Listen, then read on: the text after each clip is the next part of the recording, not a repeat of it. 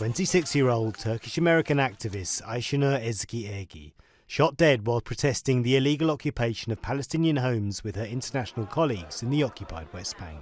On Wednesday, Israel's military said it was highly likely to be responsible for her killing, calling it unintentional and expressing regret.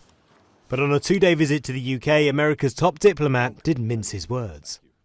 Her killing was both unprovoked and unjustified.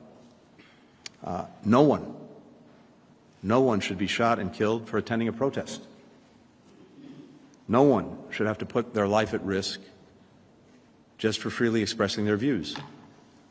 In our judgment, Israeli security forces need to make some fundamental changes in the way that they operate in the West Bank, including changes to their rules of engagement. The US Secretary of State was meeting with his British counterpart. We've long seen reports of the security forces looking the other way when extremist settlers use violence against Palestinians. We've seen reports of excessive force by Israeli security forces against Palestinians. And now we have the second American citizen killed at the hands of Israeli security forces. It's not acceptable. It has to change. And we'll be making that clear to the senior-most members of the Israeli government. It was strong criticism from America's top diplomat about Israeli security forces' behaviour in the occupied West Bank. But America continues to supply Israel with weapons, unlike the UK, who last week announced an embargo on 10% of their exports towards Israel because of concerns that they may be used in possible human rights violations.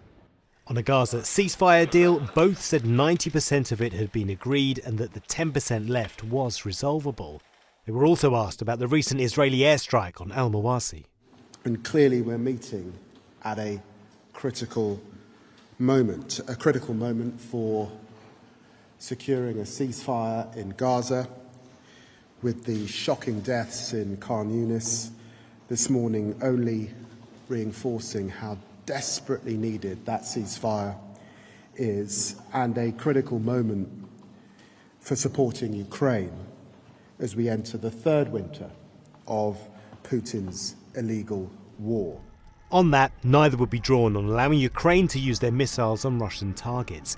But the pair did warn about Iranian influence on the conflict and announced they would both be travelling to Kyiv on Friday. Paul Hawkins, TRT World, London.